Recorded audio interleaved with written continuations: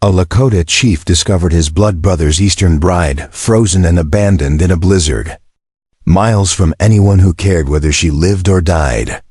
And the choice he made that night would shatter every rule his people held sacred: Black Hills territory. Dakota winter of 1883. The wind shrieked across the frozen plains like the cry of 1,000 wounded spirits, tearing through the pine forests and turning the world into a blur of white fury. Snow fell so thick it erased the horizon, swallowed landmarks, and transformed the familiar land into a maze of ice and death. It was the kind of storm the elders spoke of in hushed voices, the kind that took lives without mercy and left bones to be found when spring finally came. The temperature had dropped so fast that moisture in the air turned to ice crystals, cutting exposed skin and making each breath feel like swallowing knives.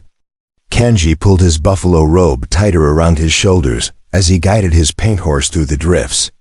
His face was a mask of stone, weathered by 30 winters of survival in this unforgiving country. Dark eyes scanned the tree line with the practiced vigilance of a warrior and hunter. He was broad-shouldered and tall, his frame speaking of strength earned through years of hard living. As chief of his band, he carried the weight of his people's survival on his back, a burden that grew heavier with each passing season as the old ways crumbled and the white man's world pressed closer. He had been returning from the trading post at Deadwood, a 2-day journey that had become necessary evil. The trip had yielded less than he hoped. Just flour and coffee and a few iron tools in exchange for the carefully tanned hides his people had worked on all autumn.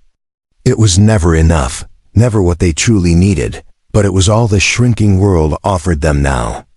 The great buffalo herds were gone, slaughtered by white hunters who took only the hides and left the meat to rot on the plains. The sacred Black Hills had been stolen, treaties broken before the ink dried. His people survived now in the cracks between worlds, holding on to traditions while learning to navigate a reality that wanted them erased. The storm had descended without warning, catching him exposed on the open plain between the white settlements and his people's winter camp.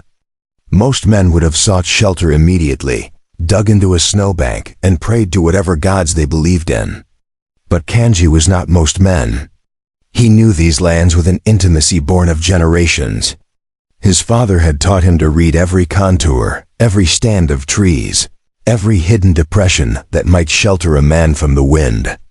His grandfather before that, and his grandfather's father, stretching back through time to when the Lakota first came to these hunting grounds. This knowledge, passed down through blood and story, was what kept the people alive when everything else conspired to destroy them. His horse suddenly stopped, muscles tensing beneath the saddle. The paint's ears flicked forward with sharp attention, nostrils flaring as steam rose from them in the frozen air. Kanji's hand moved instinctively to the rifle resting across his lap, fingers finding the stock even through thick mittens his sister had made from rabbit fur. In country like this, hesitation was death. A grizzly seeking one last meal before winter sleep. A wolf pack grown desperate as game disappeared. Warriors from the Crow or Shoshone looking to count coup. Any of these could be waiting in the white curtain that surrounded him. The paint was the best horse Kanji had ever owned, descended from the herds his people had bred for generations. The animal's instincts had saved his life more than once, sensing danger before human eyes could perceive it. So when the horse refused to move forward, every nerve alert, Kanji trusted that judgment completely. But then he heard it. Not the growl of a predator or the war cry of an enemy, but something that made no sense in this frozen wasteland. A sound so unexpected it raised the hair on the back of his neck. A woman's voice, weak and broken, calling out in desperation. Kanji urged his horse forward slowly, squinting against snow that felt like sand being thrown in his face. The wind shifted and the sound came again, clearer now. A woman crying for help, the words in English, thin and fragile against the storm's roar. It rose and fell with the gusts, sometimes distinct, sometimes vanishing entirely. He dismounted carefully, sinking knee-deep into powder, and moved toward the sound with the caution of a man who had survived by trusting nothing at face value. Every instinct screamed warning. No woman should be out here. No white woman especially, miles from any fort or settlement, alone in weather that could kill a grown man in hours. This could be a trap. He had heard stories of such things, soldiers using women as bait, drawing warriors into ambushes. But even as the thought formed, he dismissed it. No soldier would stage a trap in a blizzard like this. No one could have predicted this storm's fury. This was something else, something his mind struggled to process. Then he saw her, and his breath caught in his throat. She was collapsed against a lightning-struck pine, the dead tree's blackened trunk offering no shelter from the wind that whipped around it. Snow had drifted against her body, half burying her, nature already beginning the work of claiming another victim. Her dress marked her as Eastern fine wool that might have been green or blue beneath the coating of ice, with small buttons running up the front and lace at the collar that was now torn and ragged. Dark hair, nearly black, clung to her face in frozen strands. Even from several feet away, Kanji could see the gray-blue tinge to her skin. The color that meant cold had penetrated deep. Shutting down the body's core, her lips were almost black with cold, and ice had formed on her eyelashes where tears had frozen.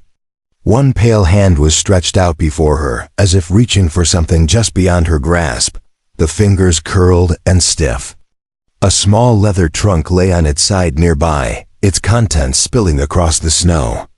He saw stockings and books, small glass bottles that might have held perfume or medicine. All the possessions of a life being swallowed by the storm. For several heartbeats, Kanji simply stared, his warrior's mind trying to make sense of the impossible. In 30 years of life on these plains, he had seen much death. Warriors frozen after battles, their bodies found when the snow melted. Children who wandered from camp and were claimed by winter's cold embrace. Elders who walked into storms deliberately, choosing death so the young would have more food. But never had he seen an Eastern woman alone in a Dakota blizzard, dressed for civilization instead of survival, abandoned miles from anywhere. It was as if she had simply appeared here by some cruel magic. Dropped into a world designed to kill her, he knelt in the snow beside her, his knees soaking through immediately as ice water penetrated his leggings. Pulling off one thick mitten with his teeth, he pressed 2 fingers against her throat, searching for the pulse point. Her skin was cold as river ice in January, so cold it almost burned his fingers. But beneath that terrible cold, he felt it. The pulse weak and irregular, fluttering like a bird's wing. Still alive. Barely, her eyes opened at his touch, and for a moment they were completely unfocused, seeing nothing. Then they found his face and struggled to focus. They were gray, he noticed, the color of the sky before snow, or smooth river stones. Even half dead, there was something in those eyes that struck him. Not fear, though fear would have been reasonable. Something else. Determination perhaps, or simply the stubborn refusal to surrender that kept some people breathing long after others would have quit. She tried to speak, her jaw working, but cold had locked her muscles. Her teeth chattered so violently he could hear them clicking together, a sound like bones rattling. He could see her fighting her own body, willing frozen muscles to obey. Finally, with what must have been tremendous effort, words came. "Please," she managed, each syllable a battle. "I'm looking for Tehatan. He sent for me. Wrote letters. He promised he would be waiting at Fort Robinson. Please, I've traveled so far." The name struck Kanji like a war club to the chest, driving the air from his lungs more effectively than the bitter wind. Tehatan, his blood brother. The man who had fought beside him at the Little Bighorn when they were both young warriors. Who had thrown himself between Kanji and a soldier's rifle, taking a bullet in the shoulder that he carried scars from still. Tehatan, who had been closer than any brother born of the same mother, who understood Kanji's silences and shared his grief when the white man spotted. Sickness took Kanji's wife and infant son. Tahantan, who could make anyone laugh even in the darkest times, whose spirit had been large enough to fill any lodge. Tahatan, who had been dead for 3 weeks, killed in an instant when his horse stumbled during a hunt and threw him headfirst into the rocks beside Rapid Creek. Kanji himself had found the body. Still warm, but already gone, the back of the skull caved in from the impact. He had washed his brother's body with his own hands, singing the old songs their fathers had taught them. He had cut his own forearm with a knife, letting blood drip onto the burial scaffold as offering and oath. The scar still ached in cold weather. A permanent reminder of loss. Tahatan is dead, Kanji said. And his voice came out rougher than he intended, thick with emotion he thought he had buried 3 weeks ago. He watched the words hit her like physical blows. Her eyes went wide, the gray depths filling with a horror so raw and immediate it was painful to witness. It was the look of someone watching their entire future crumble to ash. Tears welled and spilled, freezing on her cheeks almost instantly, creating tracks of ice down her face. "No," she breathed, and the word held universes of loss.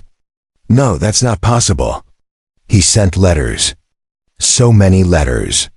He told me about his life here, about the land, about building a future together. He couldn't be dead. "I've come all this way. I gave up everything." Her voice broke completely, fragmenting like ice under too much weight. Her body sagged forward, and Kanji caught her reflexively, his arms coming around her to keep her from collapsing face first into the snow. She felt like nothing in his arms, all bones and frozen cloth, lighter than she should be. How long had she been traveling? How long since she had eaten properly? Understanding crashed over him with terrible clarity. Tahatan had sent for a bride. An Eastern woman, brought across half a continent on promises written in ink and hope. He had told no one, keeping his plans private in the way that was so characteristic of him. Tahatan had been proud, the kind of man who announced things only after they were accomplished facts. He would have kept this woman secret until the day he could present her to the band, a completed reality rather than a future possibility. But death had come first, sudden and final. A horse's misstep, a moment of bad luck, and Tahatan was gone. And no one had known to send word to this woman, who was even now journeying toward a future that no longer existed. Why would anyone think to notify her? Who even knew she was coming, so she had arrived, probably at Fort Robinson, as Tahatan's letters had promised, expecting to see a man waiting for her with plans and promises. Instead, she had found nothing. Or perhaps someone had told her the brutal truth, that the man she had crossed a continent to marry was already in the ground. Either way, she had ended up here, wandering through a blizzard, lost and freezing, waiting for someone who would never come. Kanji's mind moved through options with the speed born of a lifetime, making decisions between survival and death. He could leave her here. It would be practical, even defensible. She was a stranger, a white woman, and his people had every reason to distrust whites. The whites had driven the Lakota from the sacred Black Hills, had slaughtered the buffalo herds that sustained them, had broken every treaty signed. The army had attacked villages, killed women and children, burned food stores to starve the survivors.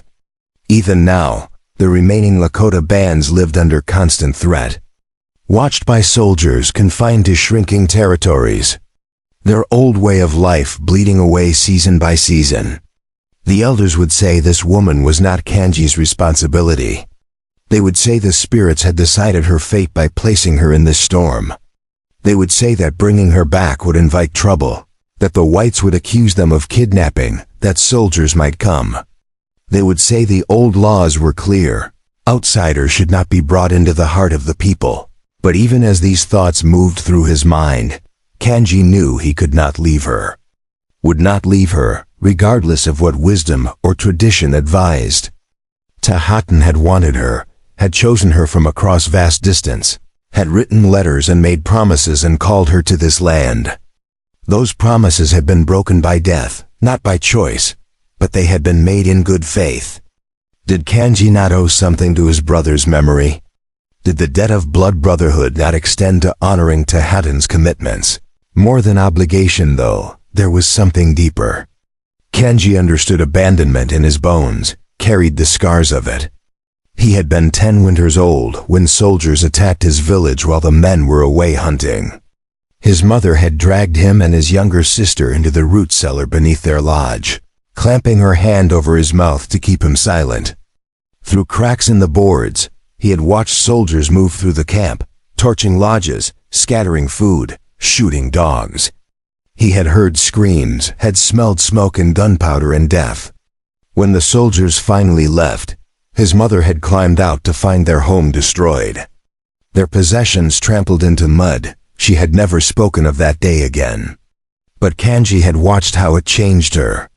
Something vital had been torn away, leaving her hollowed out. She had looked at the world differently afterward, always waiting for the next betrayal, the next loss. She had survived another 15 years before the spotted sickness took her. But in many ways she had died that day in the root cellar, killed by abandonment and terror. He would not leave this woman to die alone in the snow. One more victim of broken promises in a world that seemed to specialize in breaking them. "Can you stand?" he asked in English, his accent thick but the words clear enough. She shook her head weakly, the movement barely perceptible. Her limbs had already begun to stiffen, muscles seizing as ice crystals formed in tissue. He had perhaps an hour before the cold claimed her completely, maybe less if the wind increased. Kanji assessed the situation with a warrior's efficiency. Her trunk was too heavy to carry through the storm, and the fine clothes spilling from it were worse than useless in this weather. But there was a small beaded bag, different from her other possessions, decorated in a style he recognized. It looked like something Tehatan might have sent her, a gift to bridge the distance between their worlds. He grabbed it and shoved it inside his robe, against his chest where body heat might protect the contents. Then he lifted her, one arm beneath her knees and one supporting her back. She weighed almost nothing, confirming his suspicion that she had been starving as well as freezing. How long had she wandered? How many days without proper food or shelter? How had she even survived long enough to reach this spot? He carried her through the deep snow to where his paint horse waited, patient despite the storm. Getting her onto the horse's back took all his strength, his muscles burning with cold and effort. She slumped immediately against the animal's neck, her frozen body seeking any warmth. Kanji swung up behind her, settling into the saddle and pulling her back against his chest. He unwrapped the buffalo robe from his own shoulders and brought it around them both, creating a shared cocoon of warmth. The cold hit him instantly through his buckskin shirt, the wind finding every gap and seam. But he wrapped his arms around her, holding her steady, and turned his horse toward home. Toward his people's winter camp, toward warmth and safety, toward questions he would have to answer, and traditions he was about to break. The ride back tested every reserve of strength and will Kanji possessed. The wind tore at them with savage fury, as if angry he had stolen this prize from death's grasp. Snow came in horizontal waves, sometimes so thick he could not see his horse's ears.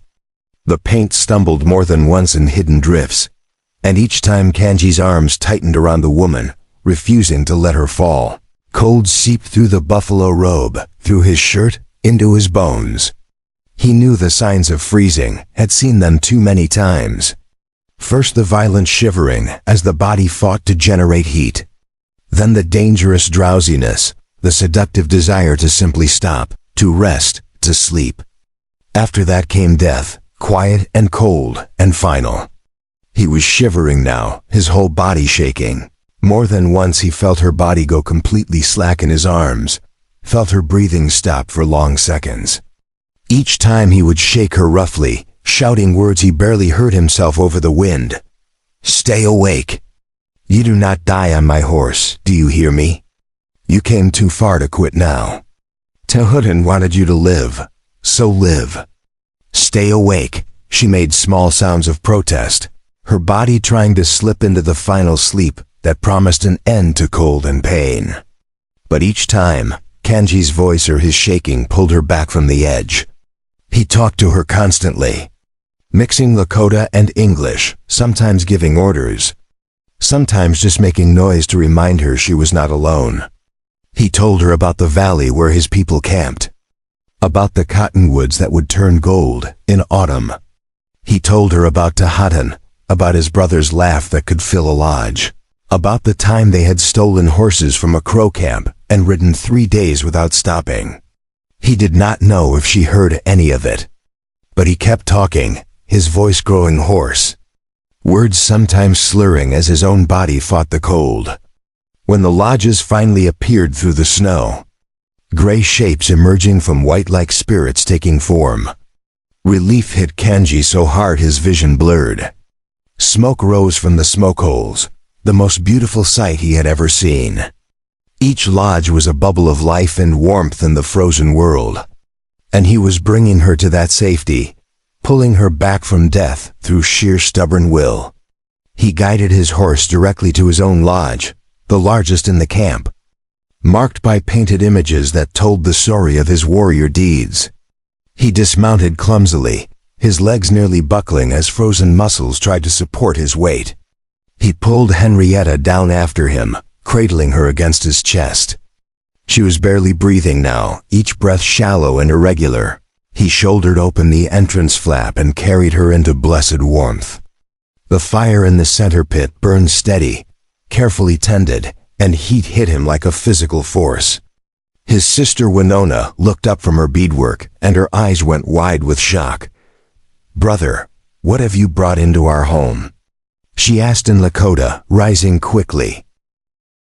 "A woman who was sent for by Tehutin," Kanji said, moving to lay Henrietta on the pile of furs near the fire. "She is nearly frozen. I need warm water, blankets, everything." Quickly, Winona stared as if he had lost his mind. "A white woman? Here?" "Kanji, the council will say you have violated sacred law. There are traditions. The council answers to me," Kanji interrupted, his voice carrying the authority he rarely used with his sister. "She is under my protection now. Help me save her, or Tehutin's spirit will never find peace." The mention of Tehutin's name softened Winona's expression immediately. She had mourned him too, had wept at his burial.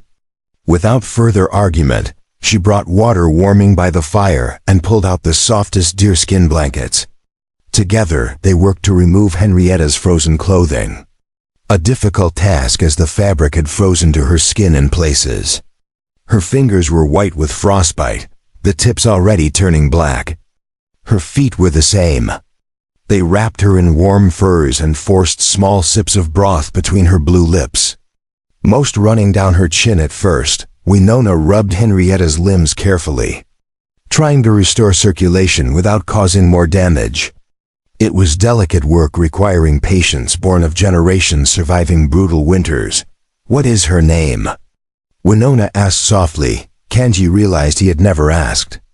He searched the beaded bag, finding letters in Tehutin's handwriting, each addressed to Miss Henrietta Blackwell of Philadelphia. "Henrietta Blackwell," he said, the foreign syllables awkward on his tongue. Outside, voices rose in question. Word had spread that their chief had returned with something unprecedented.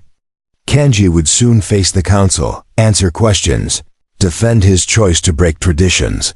But for now, he knelt beside Henrietta and watched her breathe. Each shallow breath was a small victory against the cold that had tried to claim her. She had trusted promises from a man she never met, had journeyed into the unknown on faith alone. The least he could do was ensure she lived. Her eyes fluttered open briefly, gray and unfocused. For just a moment they found his face, and something passed between them. Recognition perhaps, or simply acknowledgement that she was no longer alone. Then her eyes closed, and she slipped into exhausted sleep. Kanji sat back, suddenly aware of how much his own body hurt. But she was alive. That mattered more than tradition, more than politics, more than the arguments that would surely come. Winona brought him hot broth. "You did the right thing," she said quietly. Tahatan would have wanted this. Kanji nodded but said nothing. He was not certain he had done the right thing. He only knew he had done the only thing his conscience allowed. Outside the wind howled on, but inside the lodge, fragile warmth held against the cold. And in that warmth, two people from worlds meant to stay separate had taken the first step towards something neither yet understood. The first light of dawn crept through the smoke hole above, painting the interior of the lodge in shades of gray and gold. Kanji had not slept.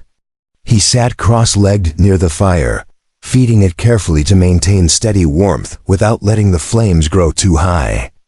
Across from him, Henrietta Blackwell lay motionless beneath layers of deerskin and buffalo fur, her breathing finally steady and deep. The terrible blue tinge had faded from her lips, replaced by a pale pink that spoke of returning life. Winona emerged from behind the partition where she slept, her dark hair braided simply, her dress practical buckskin decorated with minimal beadwork. She studied her brother's face for a moment before speaking.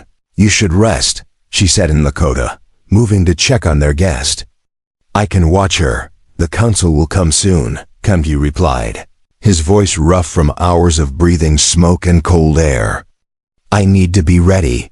As if summoned by his words, voices rose outside the lodge. Not angry yet, but concerned, questioning. Footsteps crunched through snow, and moments later, the entrance flap was pulled aside. 3 men entered, moving with the deliberate dignity of elders who had earned their authority through decades of survival and wisdom. Chayton was eldest, nearly 70 winters.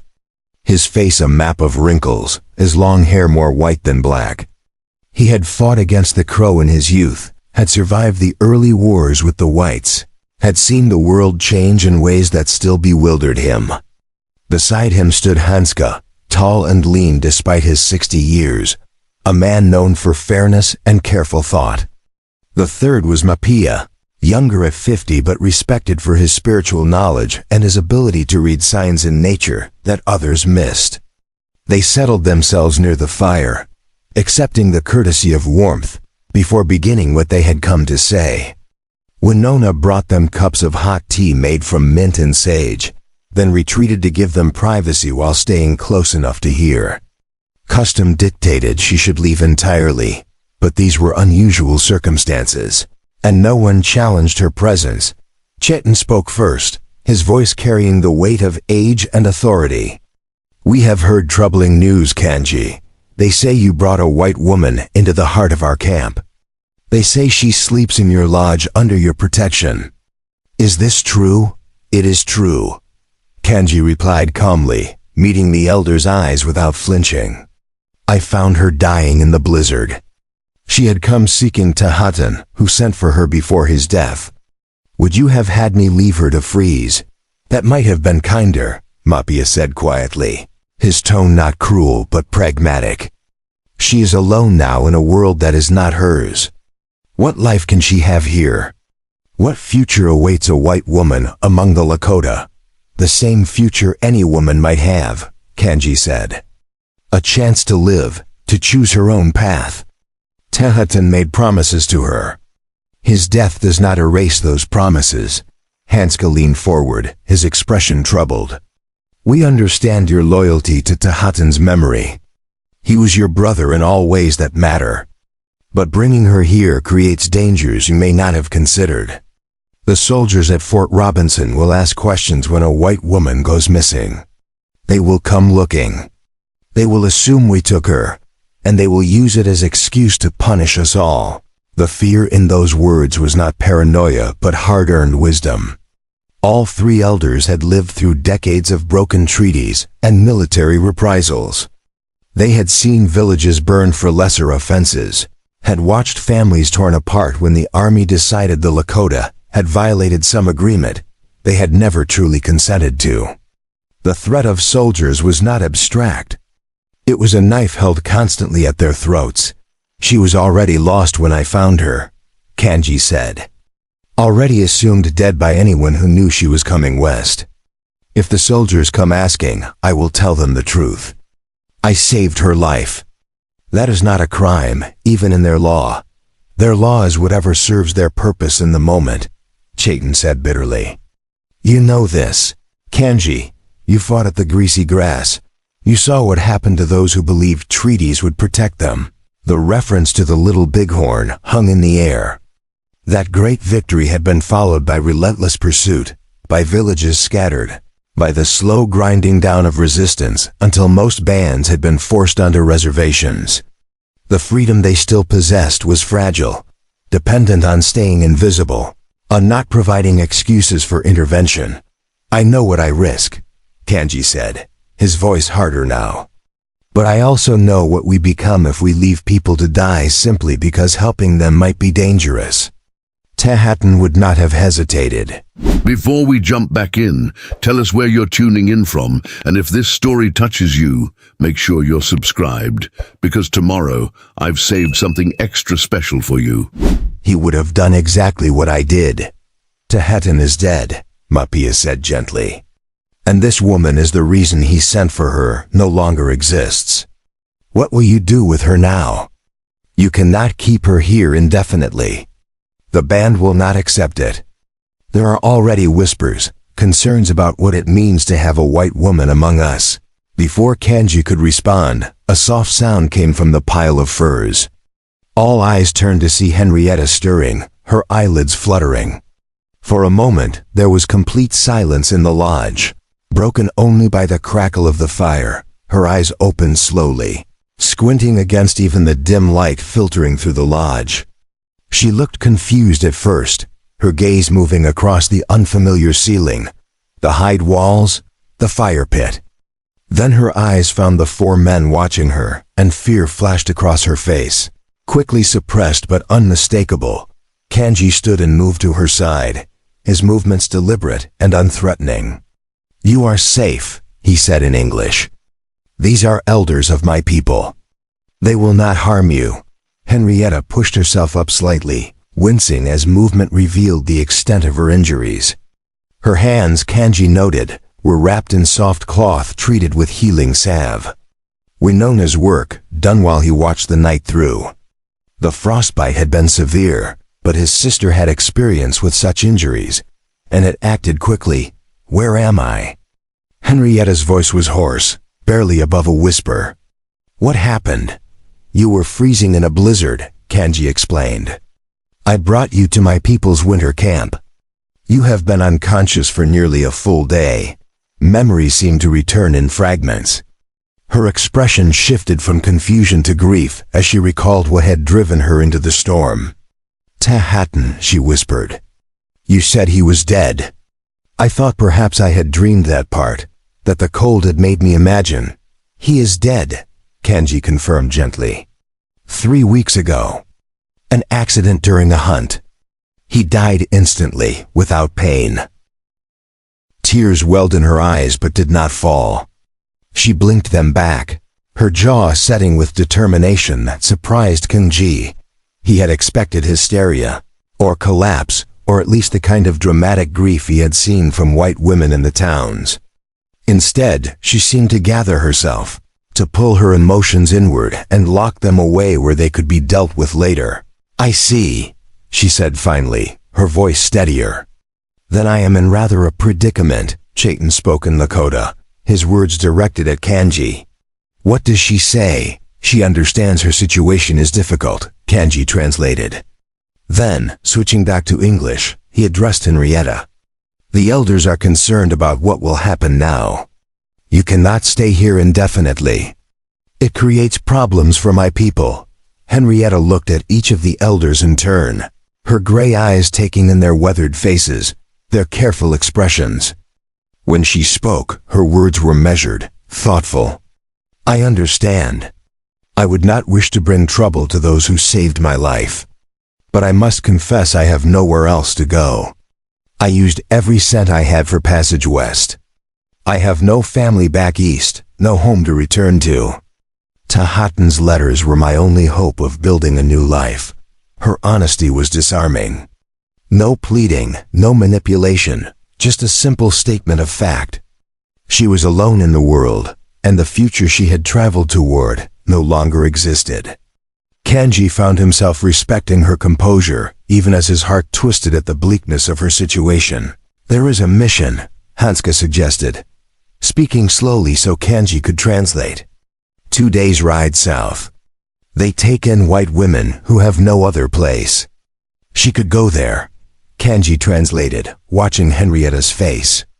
Something flickered in her expression, quickly hidden. "A mission," she repeated. "Yes, I suppose that would be appropriate. I could work for my keep, earn my passage back east eventually." But even as she said the words, Kanji heard the resignation in her tone. She was agreeing not because she wanted to, but because she saw no alternative. The mission would take her in, certainly, but missions extracted their price in religious conversion and endless labor. She would be safe, fed, sheltered, and utterly without freedom or dignity. Before Kanji could respond, Winona stepped forward from the shadows where she had been listening. She spoke in Lakota, her words rapid and passionate. "She cannot travel for at least a week, maybe more. Look at her hands, her feet. The frostbite needs time to heal, or she will lose fingers and toes. She is weak from starvation and exposure. Sending her away now would be the same as killing her, just slower." The elders exchanged glances. Hanska nodded reluctantly. "Your sister speaks truth. She is too weak for such a journey now. But when she has recovered, we will discuss her future." Kanji agreed. "But for now, she stays here, under my protection, until she is strong enough to make her own choice about where she goes." Chaitin stood slowly, his old bones creaking. "Very well. 1 week, perhaps 2. But no longer, Kanji. We cannot afford to draw attention from the soldiers or the settlers." "You understand this?" "I understand," Kanji replied. The elders filed out, leaving Kanji alone with Winona and their unexpected guest. Henrietta had settled back against the firs, her face pale with exhaustion from even that brief conversation. But her eyes remained alert, watching, assessing. "Thank you," she said quietly, "for not abandoning me in the snow, for arguing on my behalf with your elders. I know I represent danger to you and your people. You represent a debt owed to my brother," Kanji said. Nothing more, nothing less. It was not entirely true, but he was not ready to examine the other reasons he had fought to keep her here. The stubborn refusal to let her be one more casualty in a world that seemed to specialize in creating them. The unexpected spark of something he had thought died with his wife and son. Some capacity for caring that he had believed frozen beyond recovery. Winona brought a bowl of broth, kneeling beside Henrietta with surprising gentleness. "Drink," she said in halting English. "Need strength." Henrietta accepted the bowl with her wrapped hands, struggling to hold it steady. Winona helped her, supporting the bowl as the white woman sipped carefully. The scene struck Kanji with unexpected force. These two women from worlds that were supposed to be enemies, connected now through simple acts of care and necessity. Over the next several days, a cautious routine established itself. Henrietta remained in Kanji's lodge, sleeping on the pile of furs that had been prepared for her. Winona tended her injuries with the skill of someone who had learned healing from their mother and grandmother. The frostbite was severe, but Winona's quick action had prevented the worst outcomes. Henrietta would keep all her fingers and toes, though some would bear permanent scars. Kanji found himself spending more time in the lodge than usual. Normally he would have been out with the other men, checking trap lines, hunting when weather permitted, seeing to the needs of the band. But he felt responsible for this woman, compelled to ensure her safety and recovery. He told himself it was obligation to Tahatan's memory. He did not examine too closely whether that was the whole truth. Henrietta proved to be an unusual guest. She did not complain about her circumstances or weep over her losses. Instead, she asked questions. About the lodge construction, about the food Winona prepared, about the language being spoken around her. She watched everything with those sharp gray eyes, taking in details, learning. "Your sister is very skilled," she said to Kanji on the third day, watching Winona prepare a meal. "The way she works with the roots and herbs, turning simple ingredients into something nourishing. I worked in a boarding house kitchen in Philadelphia. I thought I knew cooking, but this is different. Everything serves multiple purposes." Kanji found himself explaining how his people used every part of every plant and animal. How survival in this land demanded efficiency and knowledge passed down through generations. Henrietta listened intently, sometimes asking for clarification, sometimes simply absorbing the information. "You speak English well," she observed. "Better than I expected. Missionaries," Kanji said with a slight grimace. "When I was young, before the war, my father believed we needed to understand the white man's language to survive in a changing world. He sent me and Tahatan to the mission school for 2 winters. We learned to read and write, to speak properly. The missionaries hoped to make us into white men with red skin. Instead, they gave us tools to understand our enemies." Henrietta's expression was thoughtful. "Is that what I am?" "An enemy. You are a complication," Kanji said honestly. "A reminder that the worlds we try to keep separate are not as divided as we pretend." On the 5th day, Henrietta was strong enough to sit up for longer periods. Winona brought her a dress made of soft deerskin, practical and warm, to replace the ruined Eastern clothes. Henrietta kept it knit with genuine gratitude. "I cannot wear this," she said, looking at the fine beadwork decorating the collar and sleeves. "It is too beautiful, too valuable. Your other dress is ruined," Winona said in her limited English. "Cannot wear nothing. Take." Henrietta ran her fingers over the beadwork, tears suddenly threatening. "You have both been so kind. I do not understand why, when my people have brought you nothing but suffering." "You did not bring suffering," Winona said firmly. "You brought yourself, nearly dead, to our door. That is different." That night, as the fire burned low and Winona slept behind the partition, Henrietta spoke quietly to Kanji. "Tell me about Tahatan. Please. I need to know something about the man whose letters convinced me to travel halfway across the continent." So Kanji told her. About the boy who had been his closest companion from childhood. About the warrior who fought with courage and laughed in the face of danger. About the man who had held Kanji when his wife and son died, who had sat with him through long nights of grief and never once suggested he should be stronger or grieve less. About the friend who had been planning to build a life with her, who had spoken to Kanji only once about his hope that a wife might help him heal from old wounds and build something new. "He never told me he was sending for you," Kanji admitted. "That was his way, to keep his plans private until they were accomplished. But he chose you carefully. His letters were not casual. He meant to honor his commitment." Henrietta was quiet for a long time. When she finally spoke, her voice was thick with unshed tears. "I wish I could have known him. The man in the letters seemed kind, honest. Different from the men I knew back east who saw women as property or ornament. He wrote about building a partnership, about valuing strength and capability. It sounded like a dream worth pursuing. It was a good dream," Kanji said softly. "I am sorry it ended before it could begin." They sat in companionable silence then, 2 people bound by grief for a man one had loved as a brother and the other had hoped to love as a husband. Outside, the wind had finally died, leaving the night clear and cold and full of stars. Inside the lodge, the fire crackled softly, and for the first time since the blizzard, something like peace settled over them both.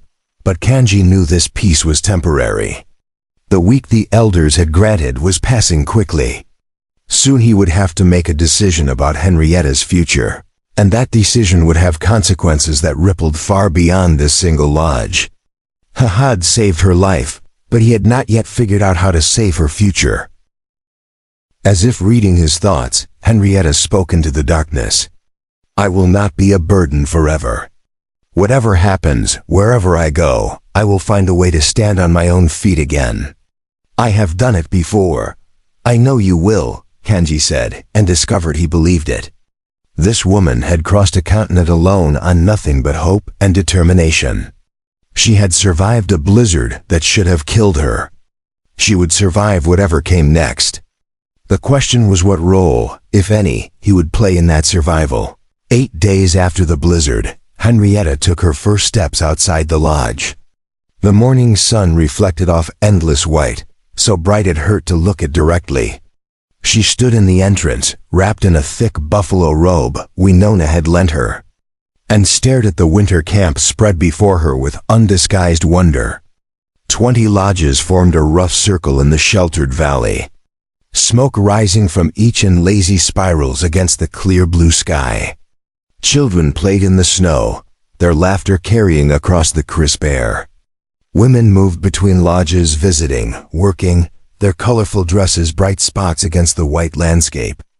Men tended horses in a makeshift corral, the animals stamping and snorting, their breath steaming. It was a complete world, functioning and alive, utterly foreign to anything Henrietta had known in Philadelphia. Kanji stood beside her, watching her reaction carefully. It is smaller than it once was, he said quietly. Before the wars, before the treaties, our winter camps held hundreds of lodges. Now we are reduced to this, a fragment of what we were. It is beautiful, Henrietta said simply. I have never seen anything like it. Her presence had not gone unnoticed. Conversation stopped as people caught sight of the white woman standing beside their chief. Some stared openly, curiosity overcoming manners. Others turned away deliberately, making their disapproval clear without words. A few children crept closer, eyes wide with fascination, until their mothers called them sharply back. Winona emerged from the lodge carrying a wooden bowl. Ignore the stares, she said in her improving English. They will learn to accept, or they will not. Either way, you must eat. The bowl contained a thick stew made from dried meat, wild turnips, and herbs. Henrietta accepted it gratefully, her wrapped hands still clumsy but functional. She had been eating steadily for days, trying to rebuild strength that starvation and cold had stripped away. Color had returned to her cheeks, and she could walk short distances without exhaustion overwhelming her. As she ate, a woman approached. She was perhaps 40, her face severe, her posture rigid with barely contained anger. She spoke rapidly in Lakota, her tone leaving no doubt about her feelings, even if Henrietta could not understand the words. Kanji's expression hardened. He replied in the same language, his voice firm but controlled. The exchange grew heated, with the woman gesturing emphatically toward Henrietta while Kanji stood his ground. His responses short and authoritative. Finally, the woman spat something that sounded like a curse and stalked away. Henrietta had stopped eating, the bowl forgotten in her hands. What did she say? She asked quietly. Kanji hesitated, then decided honesty was better than protection.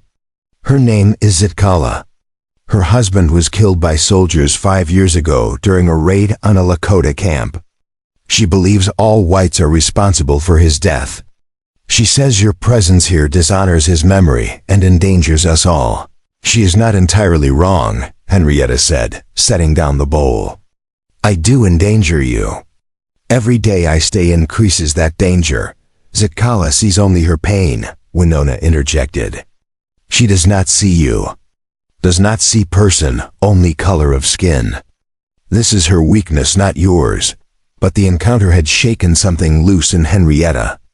That afternoon, she sought out Kanji where he was repairing snowshoes outside his lodge. I need to do something, she said without preamble. I cannot simply sit and eat and heal while being nothing but a burden. Is there work I can do? Something useful. Kanji looked up from his work, studying her face. You are still recovering. Your hands, My hands can hold things now. I can help Winona with cooking, with tanning hides, with whatever needs doing. I spent years working in a boarding house. I know how to labor. There was something fierce in her expression, a determination that reminded Kanji of warriors preparing for battle. She was fighting for her dignity, he realized, for the right to contribute rather than simply receive charity. I will speak to Winona, he said. But you must promise not to push yourself too hard. Frostbite injuries can worsen if you stress them too soon. Henrietta nodded, relief evident on her face. That same afternoon, Winona set her to work grinding dried berries into powder that would be mixed with fat and meat to make pemmican. It was simple work, requiring patience more than strength, and Henrietta attacked it with focus that bordered on obsession. The days that followed established a new pattern. Henrietta worked alongside Winona, learning the countless tasks that kept the household functioning through brutal winters. She learned to scrape hides with a bone tool, to sew moccasins with sinew thread, to prepare food in ways that preserved nutrients and prevented waste. Her hands, still healing, protested the work. But she pushed through the pain with stubborn determination. Winona proved to be a patient teacher, demonstrating techniques and correcting mistakes without judgment. A quiet friendship began to form between the two women, built on shared labor and mutual respect. They developed a hybrid language, mixing English and Lakota words, supplemented with gestures when vocabulary failed. You learn fast, Winona observed one afternoon as Henrietta successfully completed a complicated stitch pattern on a new pair of winter moccasins. Most white women I see in towns, they have soft hands, know nothing useful. You different. I have worked all my life, Henrietta replied, concentrating on keeping her stitches even. My mother died when I was 12. My father was a scholar, brilliant but impractical. I kept house for him while he lost himself in books. When he died, I had to find work. The boarding house needed a kitchen worker who could also sew and mend. I learned to do whatever was necessary. She paused, looking up from her work. That is why Tahatan's letters appealed to me. He described a partnership, not a master and servant arrangement. He wrote about needing someone capable and strong, someone who could help build a life in hard country. It sounded like finally being valued for what I could do, not just tolerated because I was cheap labor. Winona reached over and squeezed Henrietta's shoulder gently. Tahatan saw truly. You are strong. He would have been lucky to have you. The words brought tears to Henrietta's eyes, but she blinked them back and returned to her stitching. Grief was a luxury she could not afford, not when her future remained so uncertain. Not everyone in the camp shared Winona's acceptance. Henrietta felt the weight of hostile stares whenever she ventured outside. Some people made signs against evil when she passed, old protective gestures meant to ward off danger. Others simply ignored her existence, looking through her as if she were invisible. Only a few, mostly the very young or very old, showed curiosity rather than suspicion. One morning, as Henrietta carried water from the creek, a group of children approached. They kept their distance at first, whispering among themselves, daring each other to get closer. Finally, a girl of perhaps 7 crept forward, her hand outstretched to touch Henrietta's pale skin. Hello, Henrietta said gently in English, then repeated the greeting in the Lakota word Winona had taught her. How? The girl giggled and ran back to her friends, who erupted in laughter and excited chatter. But the ice had been broken. Over the following days, the children grew bolder, asking questions Henrietta could not understand, teaching her words while laughing at her pronunciation. Their innocent acceptance was a small crack in the wall of suspicion surrounding her. Kanji watched these interactions from a distance, noting how Henrietta never pushed herself forward, but never hid either. She moved through the camp with quiet dignity, doing her work, learning what she could, acknowledging the stares without confronting them. It was a delicate balance, and she walked it with more grace than he had expected. On the 10th day, A rider arrived from Fort Robinson with news that changed everything. Kanji and the elders met in Chatan's lodge while the rest of the camp waited anxiously. Henrietta remained in Kanji's lodge with Winona, both women pretending to work while actually listening for any sound that might indicate what was being discussed. When Kanji finally returned, his face was grave. He sat by the fire, accepting the tea Winona offered, but not drinking it.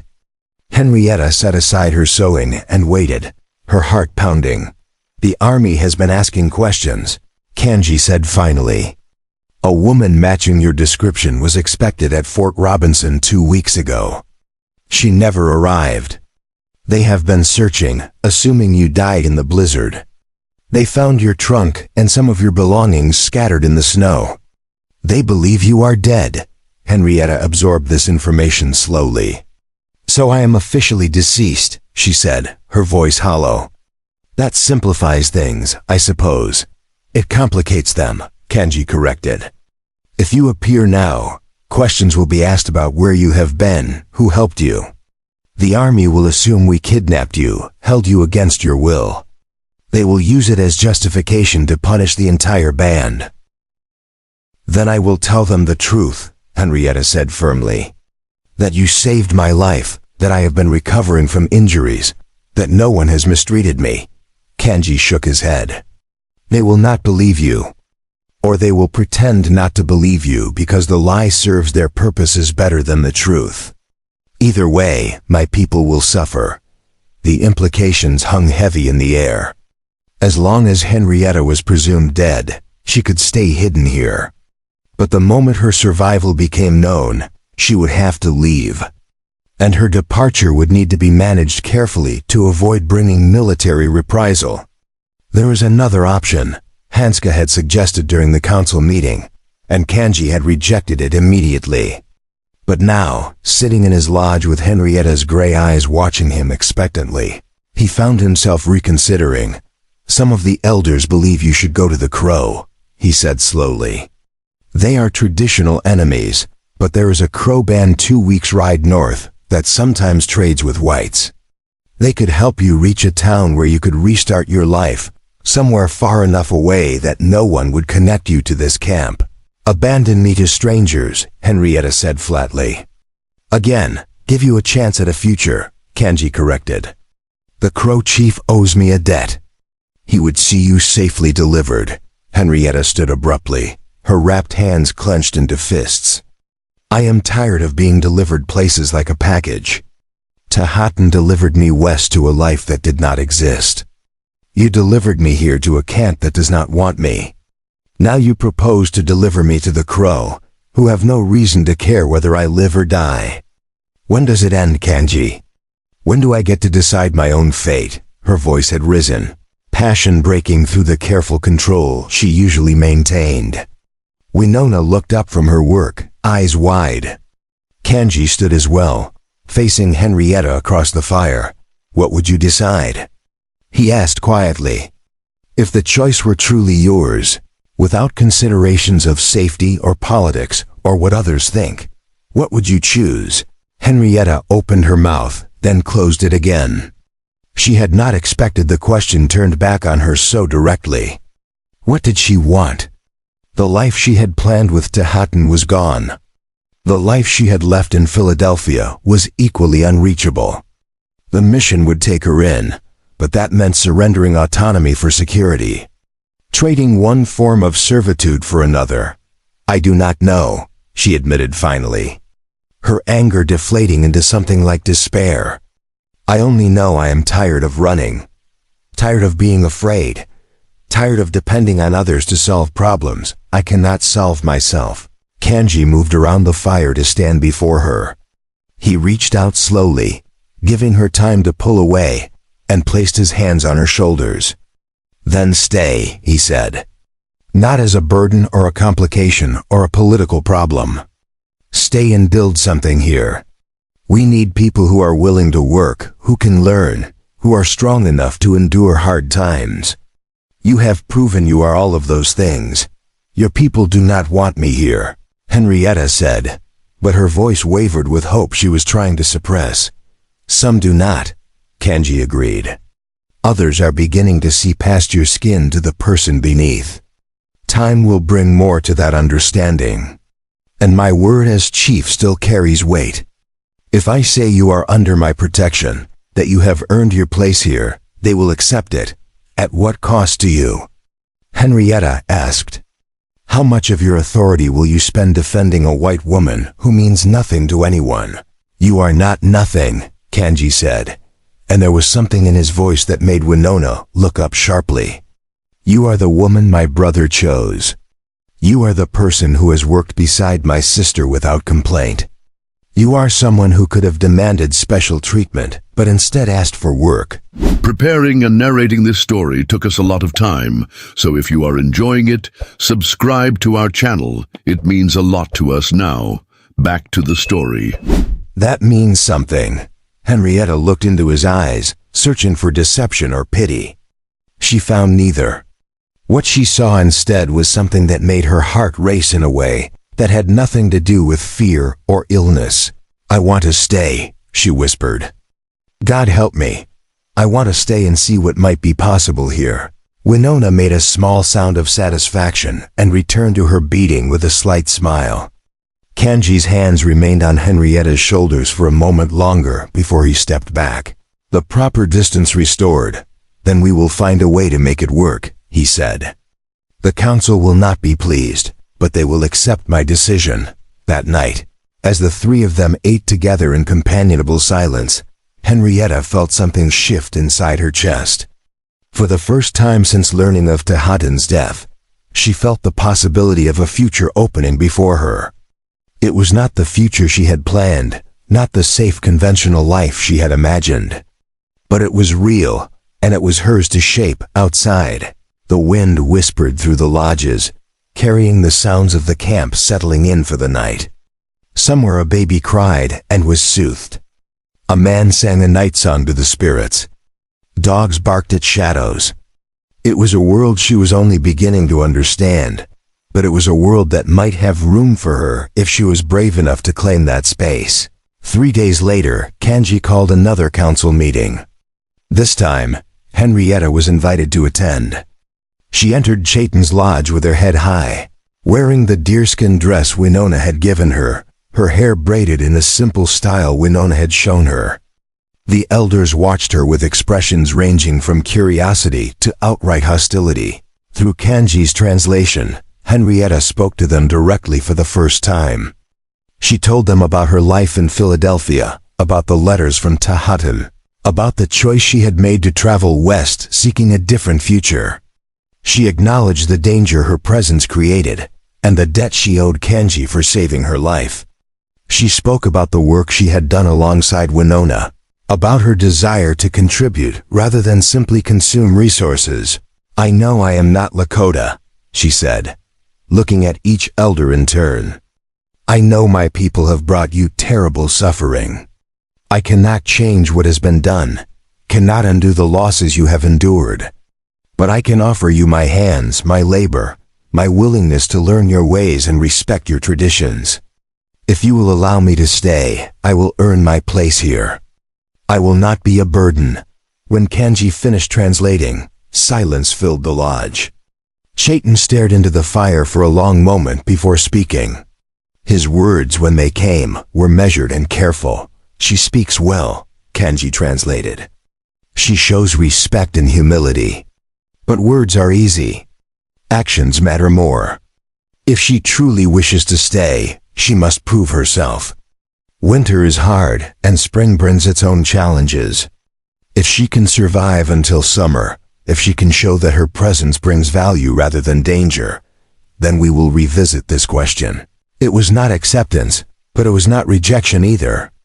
It was a test, a challenge, an opportunity to prove herself worthy. Henrietta met Chaitan's eyes and nodded once, a gesture of acceptance that needed no translation. As they walked back to Kanji's lodge through the cold night air, Henrietta felt lighter than she had in weeks. She had been given a chance, nothing more. But chances were all anyone could ask for in this hard world. Thank you, she said to Kanji, for speaking on my behalf, for giving me this opportunity. Thank me by succeeding, Kanji replied. Show them that my faith in you was not misplaced.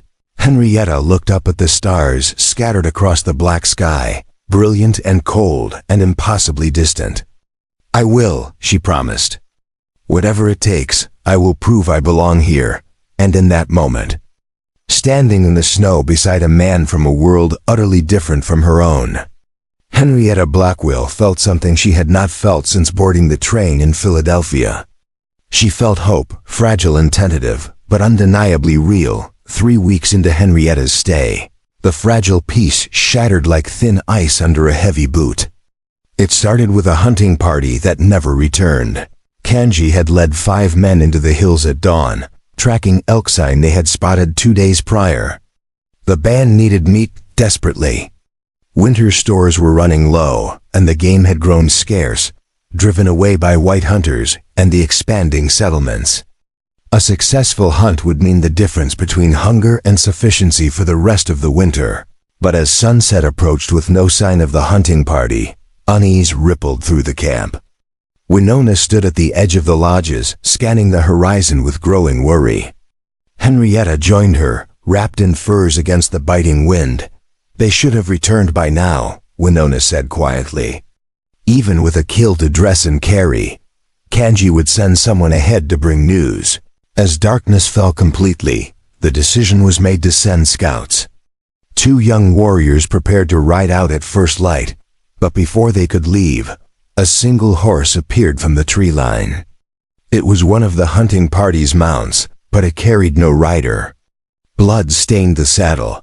The camp erupted into controlled chaos. Men gathered weapons while women secured children inside lodges. Henrietta watched the organized response with a mixture of awe and terror. These people had lived with danger so long it had become routine, their reactions honed by generations of survival. The horse was examined carefully. The blood was not fresh, several hours old at least. There were no arrow wounds or bullet holes visible on the animal, which meant the blood belonged to whoever had been riding it. Mapia studied the tracks, reading the story written in disturbed snow and mud. They were ambushed, he announced grimly. 6, maybe 7 riders came from the rocks above the eastern pass. Our men scattered. This horse bolted. White men or crow? Chayton demanded. Mapia shook his head. The tracks are not clear enough. But whoever they were, they knew where to wait. Someone told them our hunters would be using that pass. Suspicion immediately fell on Henrietta. She felt the shift in atmosphere, the way eyes turned toward her with open hostility. Zakala was the first to voice what others were thinking, her words rapid and venomous in Lakota. Winona stepped forward, her voice sharp as she defended Henrietta. An argument erupted, multiple people speaking over each other. Tensions that had been simmering for weeks finally boiling over. Henrietta stood frozen, understanding none of the words but all of the meaning. Hanska raised his hand for silence. When the voices died down, he turned to Henrietta and spoke in careful English. Some believe you brought this on us. That you sent word somehow to the soldiers or settlers. That you arranged this attack. I have not left this camp since I arrived, Henrietta said, forcing her voice to remain steady despite the fear threatening to choke her. I have spoken to no one outside these lodges. How could I possibly have arranged anything? Letters. Zakala spat in broken English. You write, someone carries to fort. I have written no letters, Henrietta insisted. I have nothing to write with, no way to send messages even if I wanted to. Which I do not, but doubt had been planted. She could see it in faces around her, the willingness to believe the worst. She was the outsider, the white woman, the convenient scapegoat when disaster struck. Logic mattered less than the need to blame someone. Enough, Hanska said firmly. Accusations without evidence help no one. We must focus on finding our men, not fighting among ourselves. A rescue party was organized quickly. 10 warriors would ride out at dawn, following the trail while it was still readable. The women would keep the camp secure, weapons ready in case this was a prelude to a larger attack. Children were gathered into the central lodges where they could be protected more easily. Henrietta returned to Kanji's lodge, feeling the weight of hostile stares following her. Inside, Winona was preparing supplies for the rescue party, her hands moving with practiced efficiency, despite the worry etched on her face. "He will be all right," Henrietta said, trying to offer comfort. "Kanji is strong, capable. He has survived worse than this." "You do not know what he has survived," Winona replied, her tone sharper than usual. "You do not know what any of us have survived. The raids, the starvation winters, watching children die from white man's diseases. You speak of things you cannot understand." The words stung, but Henrietta recognized them for what they were. Fear expressing itself as anger, worry finding an outlet in blame. She had seen the same pattern in the boarding house when things went wrong. People lashing out at whoever was closest rather than confronting their own helplessness. "You are right," Henrietta said quietly. "I do not understand. But I am learning. And I know that Kanji took a great risk bringing me here. I will not repay that by bringing harm to his people." Winona's hands stilled on the bundle she was packing.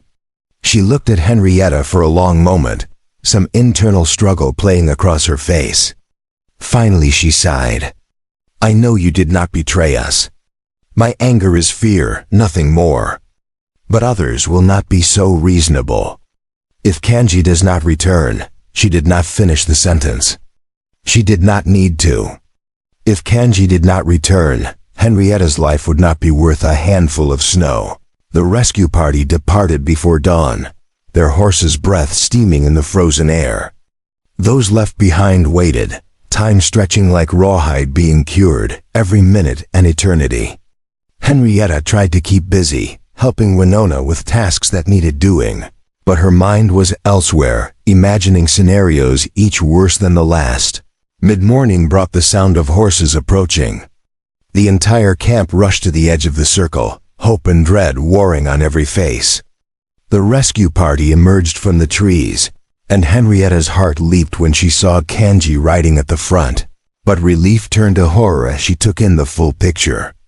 2 men were slumped over their horses, clearly wounded. A third was being carried between 2 horses, unconscious or dead. And Kanji himself had blood soaking through his shirt sleeve. Though he sat upright and alert, the camp erupted into organized chaos again, this time focused on helping the wounded. The medicine woman, an ancient crone named Wakanda, emerged from her lodge and immediately began directing people. The wounded were carried to the largest lodge, where she could work on them properly. Kanji dismounted stiffly, favoring his injured arm. Winona rushed to him, already pulling at his shirt to examine the wound. He waved her off gently. "It is not deep. See to the others first." His eyes found Henrietta standing at the edge of the crowd. Something passed between them, a communication that required no words. He was alive. He was back. Whatever had happened out there, he had survived it. Later, after the wounded had been tended and the immediate crisis had passed, Kanji gathered the elders in Chaitan's lodge. This time, Henrietta was summoned as well. She entered to find every face grim, the atmosphere thick with barely suppressed rage. "It was not an ambush by whites or crow," Kanji said without preamble. "It was Silas Cord and his men." The name meant nothing to Henrietta, but she saw recognition flash across the elders' faces. Hanska leaned forward. "The traitor? The one who has been pressuring us to sell our horses?" "The same," Kanji confirmed. "He has decided that if we will not sell, he will take them by force. The attack on the hunting party was meant to scatter us, make us vulnerable. He wants our horse herd, particularly the breeding stock. With those, he could make a fortune selling to the army. How many men does he have?" Chaitan asked. "I counted 8, maybe 10. They are well-armed, experienced fighters. Not soldiers, but mercenaries and outlaws. Men who have no honor and care nothing for law," Mapia spoke thoughtfully. "He chose his timing well. Winter has weakened us. Our warriors are spread thin, protecting what little territory we still control. If he strikes the camp directly, we would be hard-pressed to defend it, Kanji finished. Which is why we must act first. A debate erupted, voices rising as different strategies were proposed and rejected. Some argued for abandoning the winter camp and moving deeper into the hills where Cord could not find them. Others insisted they must stand and fight, that retreating would only invite more attacks from those who saw weakness. The argument went in circles, fear and pride battling for supremacy. Henrietta listened carefully, piecing together understanding from context and the bits of English mixed into the Lakota. Finally she spoke, her voice cutting through the debate. "May I ask a question?" Silence fell. The elders looked at her with varying degrees of suspicion and irritation. Kanji nodded permission. "This man, Silas Cord, does he know I am here?" Kanji frowned. "I do not see how he could. We have kept your presence secret from outsiders, but if he did know," Henrietta pressed. "If he learned that a white woman was living in this camp, what would he do?" Understanding dawned on Kanji's face, followed immediately by rejection. "No, absolutely not. I know what you are thinking, and the answer is no." "What is she suggesting?" Chayton demanded. Henrietta continued before Kanji could stop her.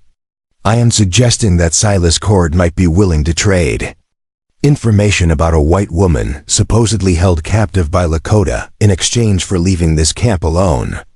Or better yet, if I were to approach him, claim I had escaped, you would be walking into a nest of vipers," Kanji said harshly. "Cord is not a man who can be trusted or manipulated. He would use you and discard you without thought." "Perhaps," Henrietta agreed. "But he is a white man operating in white man's world. He understands that world's rules and expectations. A woman coming to him claiming mistreatment by Indians, that gives him something he can use. A story to tell, leverage with the army, maybe even a reward." "She speaks sense," Hanska said slowly. "Cord is greedy above all else. If he believes there is profit in helping her rather than raiding us, he might take that bargain. And if he does not?" Kanji demanded. "If he simply takes what he wants and attacks anyway? Or worse, if he decides that turning her over to the army along with claims that we kidnapped her would bring him more benefit than any deal, then I will be no worse off than I am now," Henrietta said quietly. "And you will have lost nothing but a burden you never asked for." The casual way she dismissed her own value struck Kanji like a blow. "You are not a burden," he said, his voice low and intense. "You are under my protection. That means something. It means you have risked enough for me already," Henrietta countered. "Let me do this one thing. Let me be useful, not just another mouth to feed and body to shelter." The argument that followed was fierce. Kanji opposed the plan with every fiber of his being, but he found himself outvoted. The elders saw the strategic value in Henrietta's offer, the possibility of neutralizing the threat without bloodshed. In the end, even Winona reluctantly agreed that the risk was worth taking. "I will not allow you to go alone," Kanji said finally, accepting defeat with ill grace. "I will accompany you to Cord's camp. If anything seems wrong, we retreat immediately. If you come, it defeats the purpose," Henrietta argued. "I am supposed to have escaped. How does that work if a Lakota chief is riding beside me?" "I will stay out of sight," Kanji insisted. "Close enough to intervene if needed." "That is not negotiable," Henrietta wanted to argue further, but she saw the steel in his eyes and recognized a battle she could not win. "Very well," she agreed. "But you must promise not to interfere unless absolutely necessary. This only works if Cord believes my story." Preparations began immediately. Henrietta would leave at dawn, riding one of the camp's older horses. She would be dressed in her original Eastern clothing, torn and dirtied to suggest hard travel and mistreatment. Her story would be simple. She had come west as a mail-order bride only to find her intended dead. She had foolishly tried to reach the nearest settlement alone and been taken by Lakota hunters.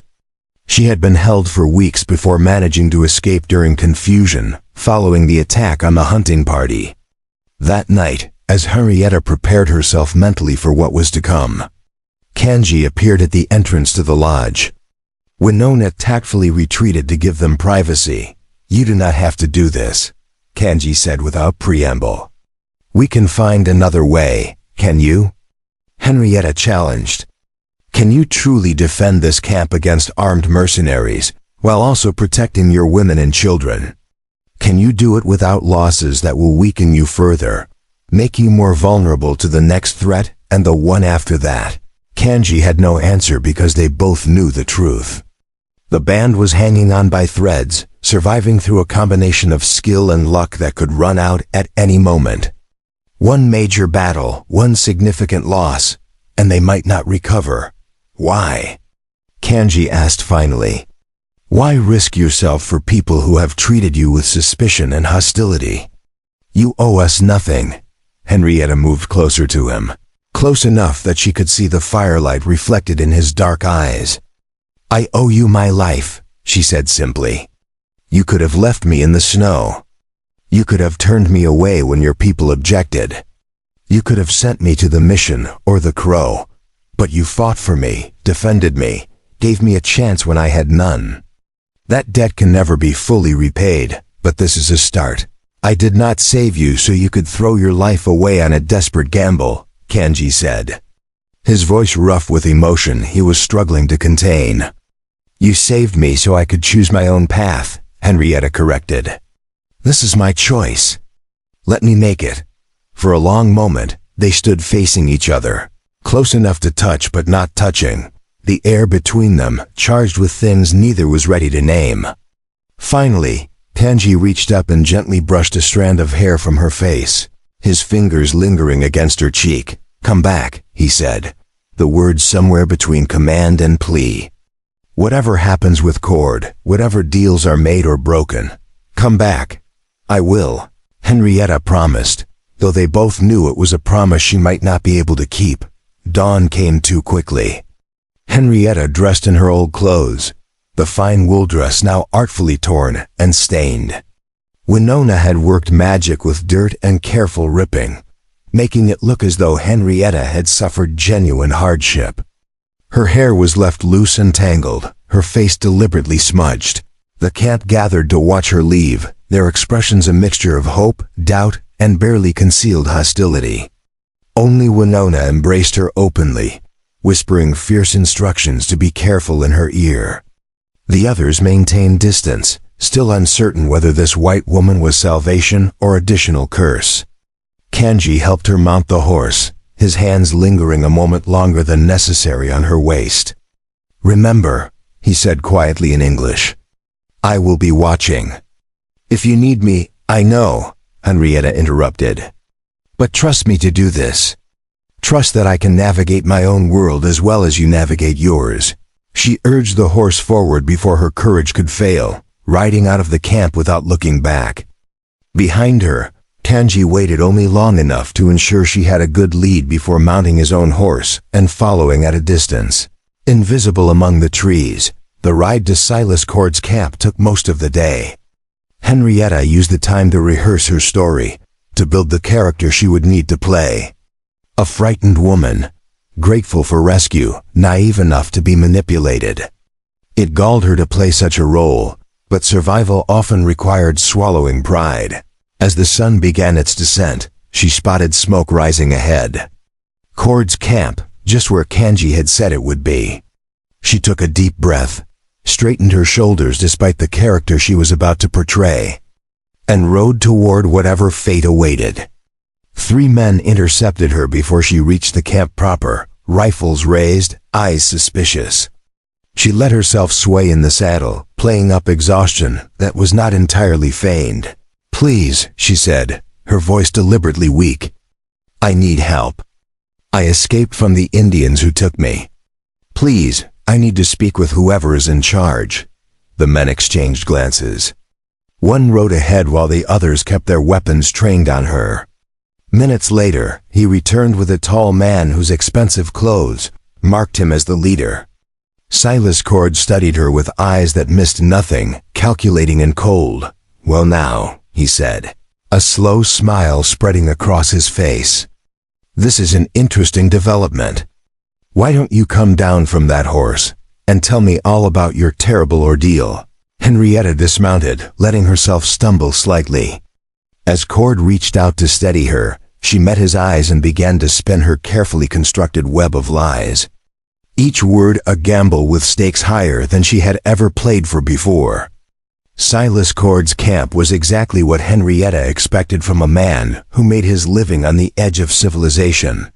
6 rough canvas tents surrounded a central fire pit, where men lounged with the lazy confidence of those who believed might made right. Horses were corralled nearby, a mix of Indian ponies and American stock that told the story of Cord's business better than any ledger. Everything here had been taken from someone else. Cord himself was perhaps 50, with the kind of weathered handsomeness that came from years of outdoor living tempered by indoor vices. His eyes were pale blue, calculating, missing nothing.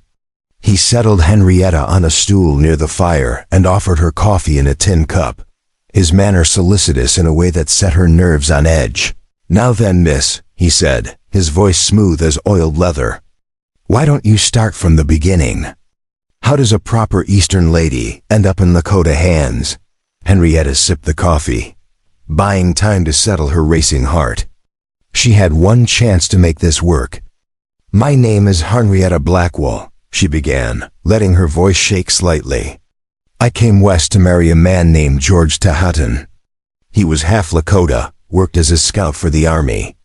But when I arrived at Fort Robinson, they told me he had died in an accident." She watched Cord's face carefully as she spoke. Interest flickered in his eyes at the mention of Tahatan, recognition perhaps. "I tried to reach his homestead anyway," she continued. "Foolish, I know, but I had nowhere else to go. The blizzard caught me. I thought I would die. Then hunters from the Lakota band found me." "Found you or took you?" Cord asked, his tone deceptively gentle. "Both, I suppose," Henrietta said, letting bitterness creep into her voice. "Their chief, Kanji, he brought me to their camp. Sighed it was to honor Tahatan's memory. But they kept me there, watched me constantly. I was a prisoner dressed up as a guest." The lies came easier than she expected, perhaps because they were threaded with enough truth to feel substantial. Cord leaned back, studying her with those cold eyes. "And how did you manage to escape from a Lakota chief who was watching you so carefully?" "There was an attack," Henrietta said, allowing confusion to cloud her features. "Men on horses shooting. Everyone was running, shouting. In the chaos, I grabbed a horse and fled. I rode for hours, not knowing where I was going. Then I saw your smoke." Cord smiled, but it did not reach his eyes. "That attack you mentioned. My men were involved in a little disagreement with some Lakota hunters. You are saying their camp is nearby.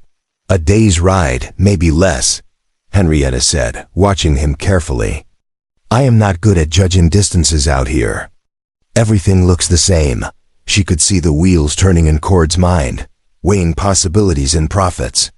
He stood abruptly, walking to the edge of the firelight. "You know what I think, Miss Blackwell? I think you are telling me a very interesting story, but I am not sure I believe all of it." Fear spiked through Henrietta's chest, but she forced herself to remain calm. "I do not understand." Cord turned back to her, his expression unreadable. "Kanji is not the kind of man who loses things he wants to keep. And if you were truly a prisoner, there would be marks. Rope burns on your wrists, maybe. Bruises from rough handling. But your skin is clean, except for some frostbite that looks weeks old." Henrietta had not considered this. Panic threatened to overwhelm her careful planning, but she pushed it down. "He was not cruel," she said quietly. "He kept me confined but did not mistreat me. I think he genuinely believed he was honoring his friend's wishes. That does not change the fact that I was not free to leave. Or perhaps," Cord suggested, moving closer. You stayed willingly. Perhaps you found life among the savages more to your liking than you expected. Perhaps this escape is not what it seems. The accusation hung in the air. Henrietta met his gaze steadily, knowing everything depended on the next few moments. Believe what you want, she said, injecting steel into her voice. I came to you for help reaching the nearest settlement. If you would rather send me away, I will take my chances alone. It was a calculated risk, showing spine instead of continued helplessness. Cord studied her for a long moment, then laughed. You have got fire in you, I will give you that. All right, Miss Blackwell. Let us say I believe your story. What exactly are you proposing? I want safe passage to the nearest town, Henrietta said. In exchange, I can tell you everything about Kanji's camp. Numbers, defenses, where they keep their horse herd. Information that might be valuable to a man in your line of work. Greed flickered across Cord's face, quickly masked. What makes you think I am interested in raiding Indian camps? Because I saw your men's tracks near where the hunting party was attacked. Henrietta lied smoothly. Because I heard Kanji talking about a trader named Cord who wanted their horses. Because I am not stupid, and I know opportunity when I see it. Cord laughed again, genuine amusement this time. You are a surprising woman, Miss Blackwell. Most proper Eastern ladies would faint dead away at the suggestion of helping plan a raid. But you are proposing it like a business transaction. I have learned that survival requires practical thinking, Henrietta said. The Lakota gave me shelter, but kept me prisoner. You can give me freedom in exchange for information. It seems a fair trade. Fair, Cord mused. An interesting concept. Tell me, this information you are offering. How recent is it? Things change quickly out here, Henrietta pretended to consider. I left this morning. Unless they have moved camp in the last few hours, everything I know should still be accurate. She proceeded to describe the camp's layout, mixing truth with carefully constructed lies. She told him about the 20 lodges arranged in a circle, about the horse corral on the eastern edge.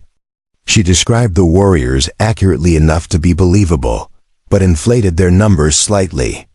Most importantly, she mentioned that the camp had been weakened by the attack on the hunting party. That several men were wounded and unable to fight. Cord listened intently, occasionally interrupting with sharp questions designed to catch inconsistencies. Henrietta answered carefully, maintaining her story while planting the seeds of doubt she needed. She made the camp sound vulnerable enough to be tempting, but defended well enough that a frontal assault would be costly. There is one more thing, she said, as if the thought had just occurred to her. The army has been asking questions about me. A woman matching my description was reported missing weeks ago. If I show up claiming I was held by Lakota, there will be an investigation. Soldiers will come asking questions. She let the implication hang unspoken. Cord was an outlaw operating in a gray area between legal trading and outright theft. The last thing he needed was army attention on his activities. You make a compelling point, Cord said slowly. Perhaps the simplest solution would be for you to have died in that blizzard weeks ago. Tragic, but these things happen. The threat was delivered casually, but Henrietta felt ice slide down her spine. She had pushed too hard, revealed too much of her own cleverness. Cord was reconsidering whether she was worth more alive or dead. Before she could respond, shouts erupted from the edge of camp. Men scrambled for weapons as a rider burst through the tree line, his horse lathered and blowing hard. Henrietta recognized him as one of Cord's men who had been on patrol. "Boss," the man gasped, sliding from his saddle. "We got company. Lakota, at least 20 warriors, surrounding the camp. They are not attacking yet, just watching." Cord's face went hard. He turned to Henrietta with dawning understanding. "You clever little liar. This was never about escape, was it? You came here to keep us talking while Kanji moved his warriors into position." Henrietta stood, abandoning pretense. I came here to offer you a choice. Leave this band alone, take your men and your business elsewhere, and everyone lives. Or stay and fight warriors who know this land better than you ever will, and risk losing everything. I could kill you right now, Cord said, his hand moving to the pistol at his belt. Put a bullet in you and use your body as proof that the Lakota murdered a white woman. The army would come down on them like the wrath of God. You could try. Kanji's voice came from the darkness beyond the firelight. He stepped into view, rifle leveled steadily at Cord's chest. Behind him, shadows moved as more warriors revealed their positions surrounding the camp. But you would be dead before your hand cleared leather, and your men would follow soon after. Cord froze, his tactical mind rapidly calculating odds and finding them unfavorable. His men had grabbed their weapons, but they were outnumbered and outmaneuvered. The Lakota had moved silently into position, while Henrietta kept Cord distracted with her story. This is quite the play, Cord said, his voice admirably steady for a man surrounded by armed warriors. Using the woman as bait to draw me into conversation while you positioned your men. I underestimated you, Kanji. You underestimated her, Kanji corrected, his eyes never leaving Cord. I would have simply killed you. She insisted on giving you a choice. Henrietta stepped away from the fire, moving toward Kanji. None of Cord's men tried to stop her, too focused on the warriors surrounding them. When she reached Kanji's side, he spared her the briefest glance, something fierce and proud burning in his eyes. Here is how this ends, Kanji said, addressing Cord directly. You and your men ride out tonight. You do not come back. You forget you ever saw this woman or knew about our camp. In exchange, you keep your lives and your horses. And if I refuse? Cord asked, though his tone suggested he already knew the answer. Then we kill you all and scatter your bodies for the wolves, Kanji said matter-of-factly. The army will assume you ran afoul of outlaws or hostile Indians. Either way, no one will investigate too thoroughly. Men like you disappear all the time out here. Silence stretched as Cord weighed his options. Finally, he smiled thinly. You make a persuasive argument. Though I am curious about one thing. If the lady was your prisoner as she claimed, why go to such lengths to protect her? She was never my prisoner, Kanji said, and there was something in his voice that made Henrietta's breath catch. She's under my protection. There is a difference. Cord's eyes moved between them, seeing something that made his smile widen. I see. Well then, I wish you both the best of luck. You are going to need it. He signaled his men to begin breaking camp, moving with the efficiency of those who had made hasty departures before. Within an hour, they were mounted and riding out, disappearing into the night. The Lakota warriors watched them go, weapons ready in case of treachery. But Cord was smart enough to know when he had lost. When the last of Cord's men had vanished into darkness, Kanji finally lowered his rifle. The tension drained from his shoulders, replaced by something that looked like exhaustion. He turned to Henrietta, his expression unreadable. That was incredibly foolish, he said quietly. And incredibly brave. I cannot decide whether to praise you or throttle you. I will accept either, Henrietta said, surprised to find herself shaking now that the danger had passed.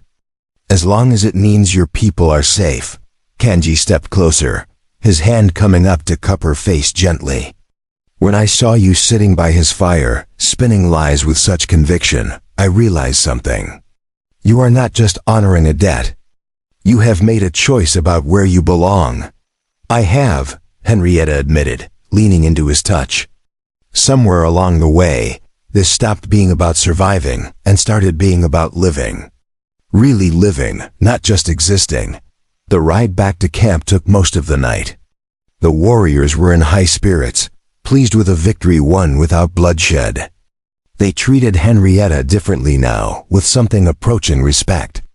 She had proven herself in a way that transcended cultural boundaries. When they reached camp in the early morning hours, the entire band was awake and waiting. News of the confrontation had preceded them, carried by scouts. As Henrietta dismounted, she found herself facing a gauntlet of faces.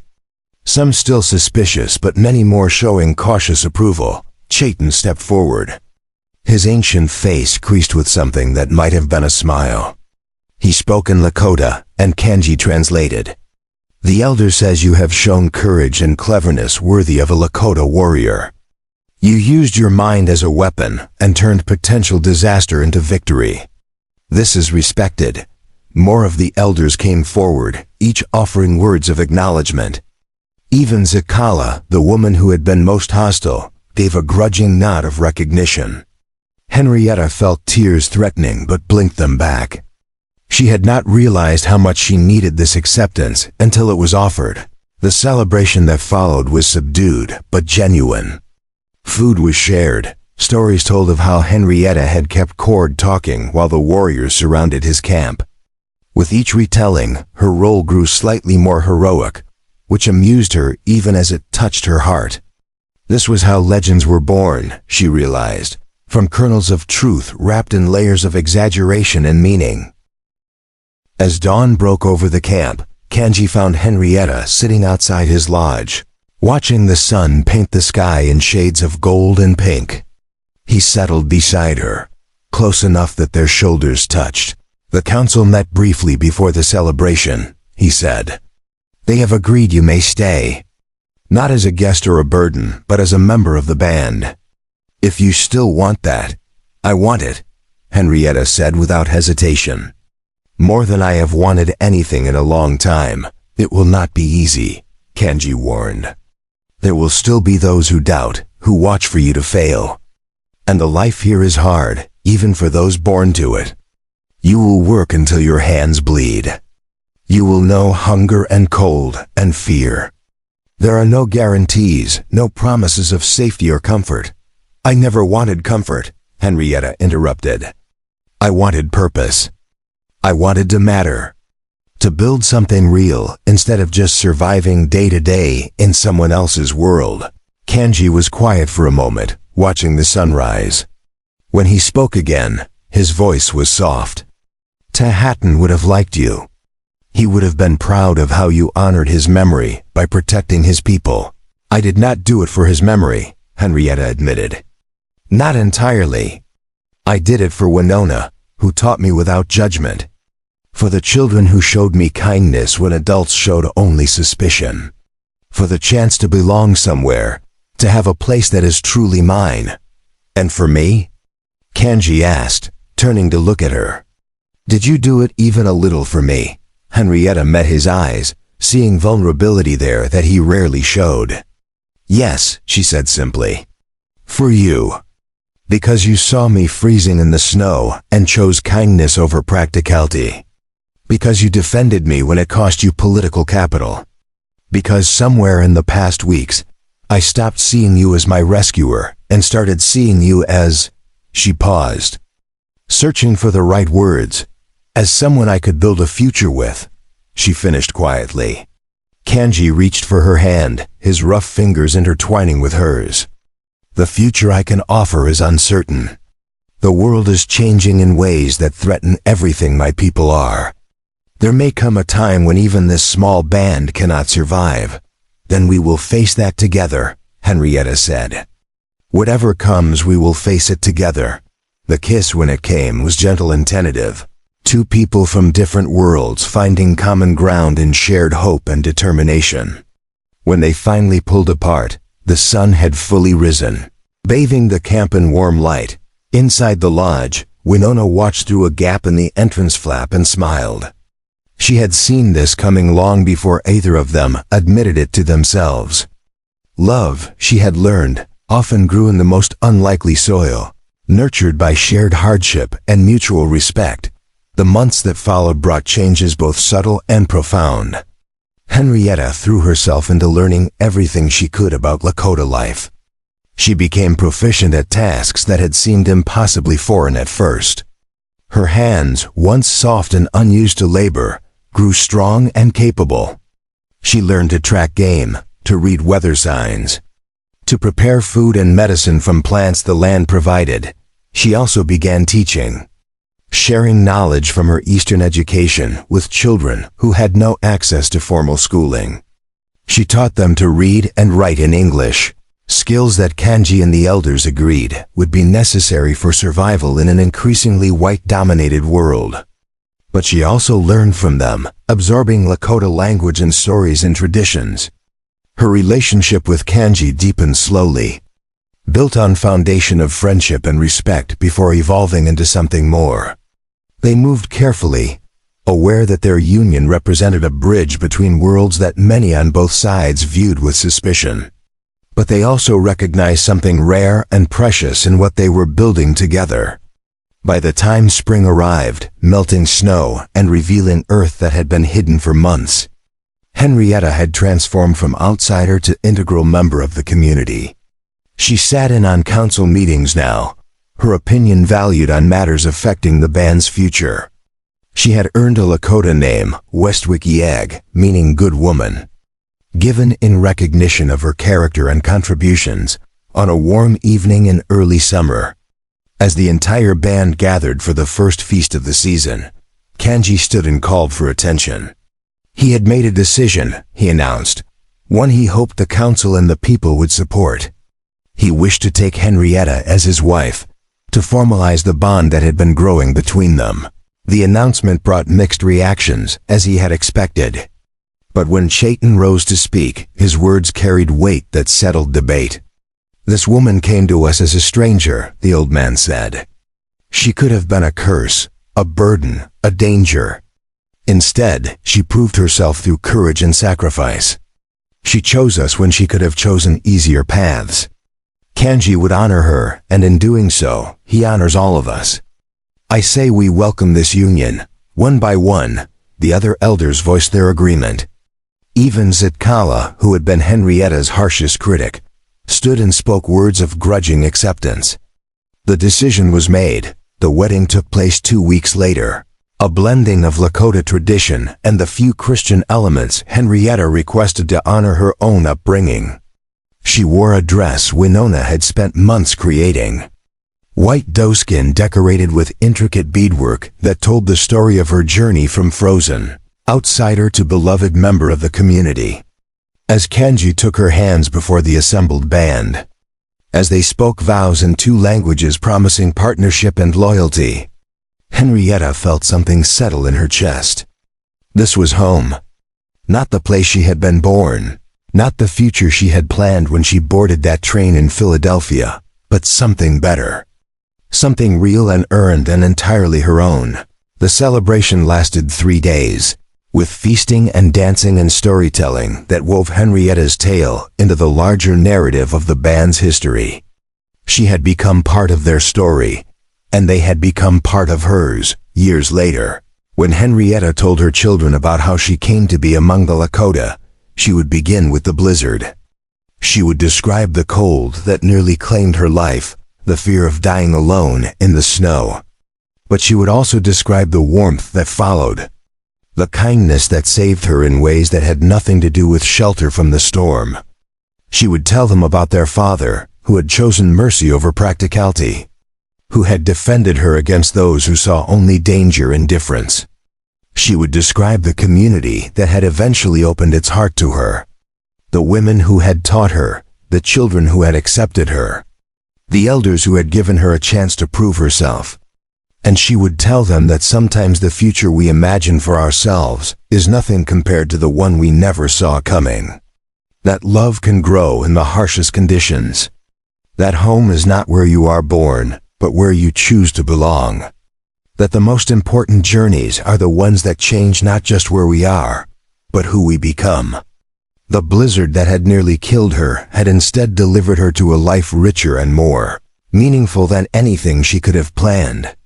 And if the path had been harder than she expected, if the challenges had tested her in ways she never anticipated, well, that just made the triumph sweeter.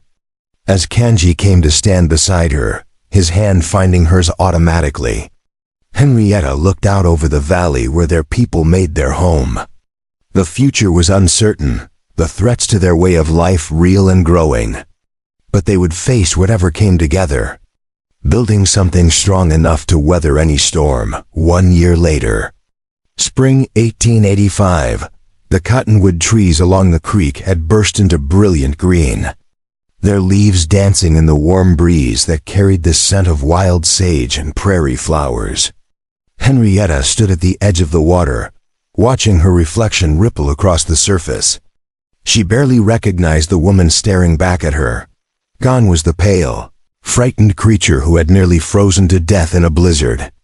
In her place stood someone transformed, her skin bronzed by sun and wind, her hands strong and capable, her eyes holding a confidence that came from knowing exactly who she was and where she belonged.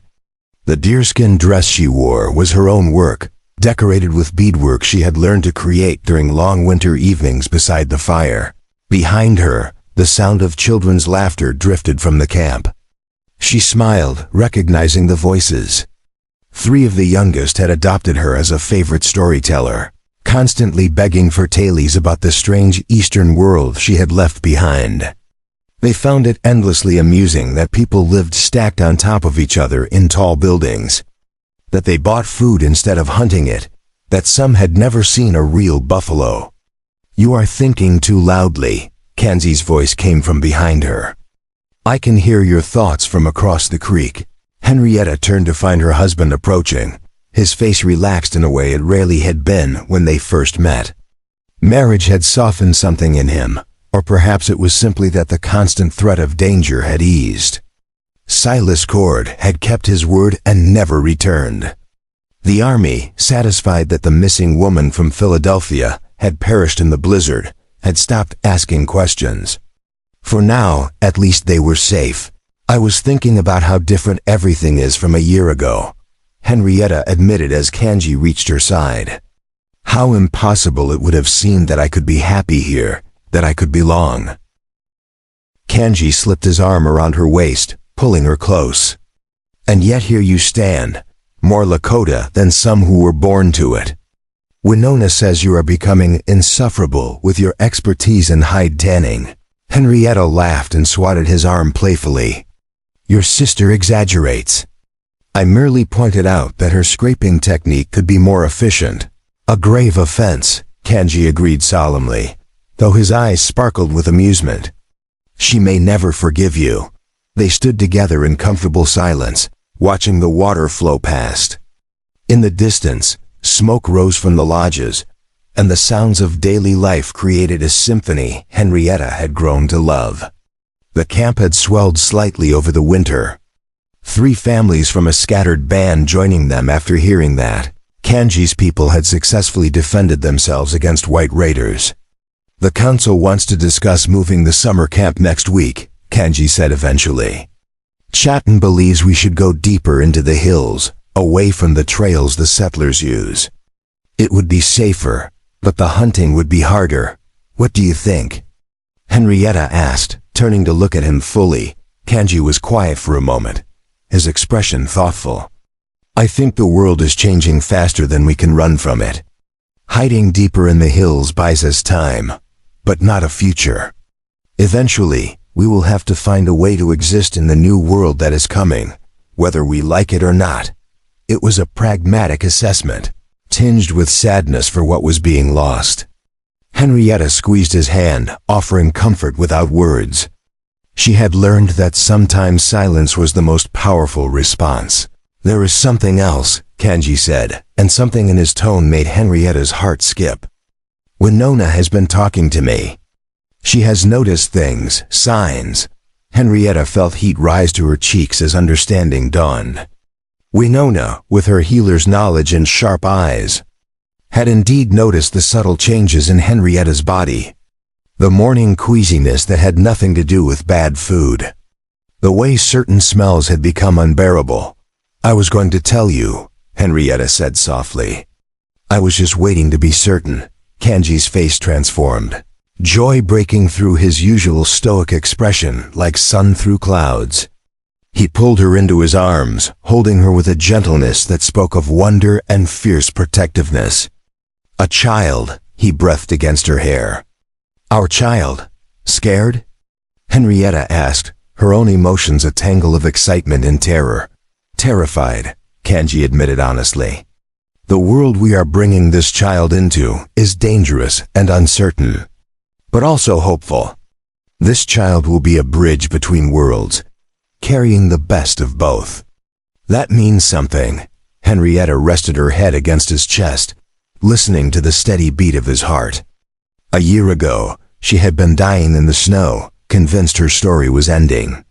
Instead, it had been just beginning. She had found a home, a family, a purpose, and a love deeper than anything she had imagined possible. We should tell the others, Kanji said, though he made no move to release her. Soon. Henrietta agreed. But let us have this moment first, just the two of us. They stood together as the sun climbed higher, warming the valley and chasing away the last shadows of night.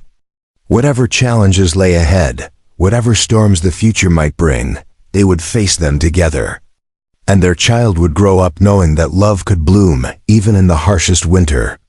That courage meant choosing hope over fear, and that home was not a place but the people who saw you, accepted you, and chose to stand beside you through every season. The blizzard that had nearly claimed Henrietta's life had instead given her everything she never knew she needed. And as she stood in her husband's arms, feeling the first flutter of new life growing within her, she understood that sometimes the greatest gifts come wrapped in the most unexpected packages. Behind them, Winona's voice called out, announcing the midday meal. Real life waited, with all its demands and joys. But for one perfect moment, Henrietta allowed herself to simply be grateful for the impossible journey that had brought her here, to this place, to this man, to this future she was only beginning to build. Up next, you've got two more standout stories right on your screen. If this one hit the mark, you won't want to pass these up. Just click and check them out. And don't forget to subscribe and turn on the notification bell so you don't miss any upload from us.